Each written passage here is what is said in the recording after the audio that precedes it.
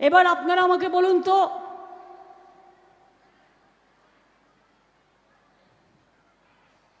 বিজেপির মিথ্যা কথায় ভুলবেন?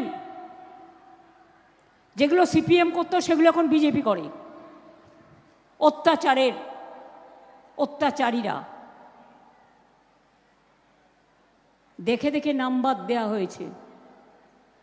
আজকে আমি কৃতজ্ঞ, আমি একটা কোর্টে কেস করেছিলাম এসআইআর নিয়ে, কারণ 1,20,00,000 লোকের নাম বাদ দেওয়া হয়েছিল।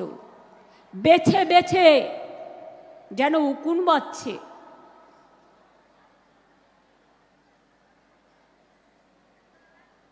মনে রাখবেন, আমি নিজে সুপ্রিম কোর্টে ছুটে গিয়েছিলাম এবং তাই 22 লক্ষ লোকের নাম আমরা ইতিমধ্যেই তুলতে পেরেছি, যতটুকু আমি জেনেছি। 18 লক্ষ বাদ আছে, তাদের প্রত্যেককে অ্যাপিল করাতে হবে, ট্রিব্যুনালে যেতে হবে, খরচা আমরা দেব। দরখাস্তটা আপনারা করিয়ে নিন লোকালি, খরচা আমরা দেব। আর আজকে আমি খুশি, সুপ্রিম কোর্ট ভালো রায় দিয়েছে। এই যে জমা করছিল বাইরের নাম, 6 নম্বর ফর্ম, বাইরের আউটসাইডারদের ভোটারদের নিয়ে পদ্ম ফুলের বস্তা দিয়ে বাইরের নাম ঢোকাচ্ছিল, সুপ্রিম কোর্ট বলে দিয়েছে হবে না।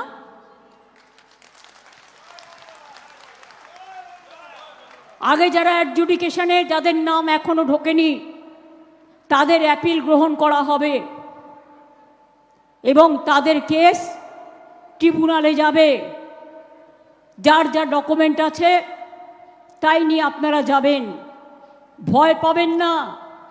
তৃণমূল কংগ্রেস যখন সব মানুষকে এসআইআরে লাইন দিয়েছিল, আমাদের BLA 1, আমাদের BLA 2রা আপনাদের পাশে দাঁড়িয়ে আপনাদের সাহায্য করেছেন। কালকেও ডায়মন্ড হারবারের একজন ইয়ারও মারা গেছেন, তার বাড়ি থেকে বলেছে বিষ পান করেছে কাজের প্রেশারে। আমি এদের বলি লজ্জা করে না? কত লোকের প্রাণ নেবে, কত BLO আগেও মারা গেছে, দিন রাত পরিশ্রম করেছে BLOরা, ইয়ারোরা, BLA 1, BLA 2। আমি তাদের সবাইকে অভিনন্দন জানাই, স্যালুট জানাই। 225 জনের ওপর মানুষ মারা গিয়েছে, তাদের আত্মা কিন্তু কাঁদছে। মনে রাখবেন, কালকেও গ্যাসের দাম 250 টাকা বাড়িয়েছে। এরপর ইলেকশন হয়ে গেলে গ্যাসও পাবেন না, আবার ওই উনুনেই রান্না করতে হবে। 1 মাসের জন্য হয়তো কেরোসিন পাবে।